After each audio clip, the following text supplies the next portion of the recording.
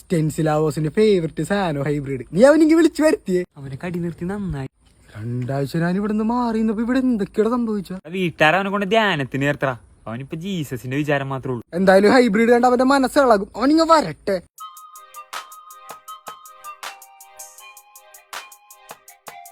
ആകാശം മാറും ഭൂതലവും സ്റ്റെന്ന ഇവൻ പറഞ്ഞു നീ നന്നായി 2 പഫ് എടുത്ത് കാട്ടി കൊടുത്തേ. സാത്താന്റെ മോനെ.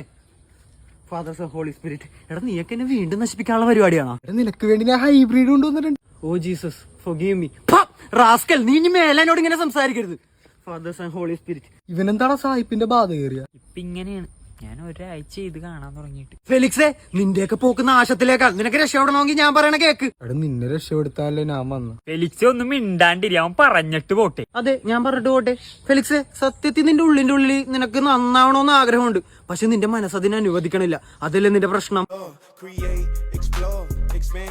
അതെ, എങ്കിതേ നീ ഈ ജീസസിന്റെ പാട്ടൊന്ന് കേക്ക്. വെറും 1.5 മണിക്കൂറുള്ളൂ, നിന്റെ എല്ലാ പ്രശ്നവും തീരും. എടാ 2 ആഴ്ച ട്രിപ്പ് ചെയ്യാത്തിന്റെ പ്രശ്നവും നിനക്ക്. എടാ ഒന്ന് പറഞ്ഞു കൊടുത്തേടാ. കൊറേ പറഞ്ഞതാ, ഒരു കാര്യമില്ല. ആഹാ, എങ്കിൽ നീ വലിക്കണ്ട, നമുക്ക് കൗട്ട് അടിക്കാം. സാത്താന്റെ മൂത്രം നീ കുടിച്ചാ മതി. ഓ ദൈവമേ, നിന്നെ ഇനി കുരിശിന്റെ വഴി ചൊല്ലിക്കേപ്പിച്ചിട്ട് എനിക്ക് റെസ്റ്റ് എടുക്കാൻ പറ്റുള്ളൂ. സ്റ്റെന്ന, നീ കുരിശിന്റെ വഴി ചൊല്ലല്ലേ. ഞാൻ വൈകുന്നേരം പള്ളിയിൽ പോയി ഒരു പാട്ട് കൂറാൻ കേട്ടേക്കാം. അങ്ങനെ ചെയ്താ നിനക്ക് കൊള്ളാം.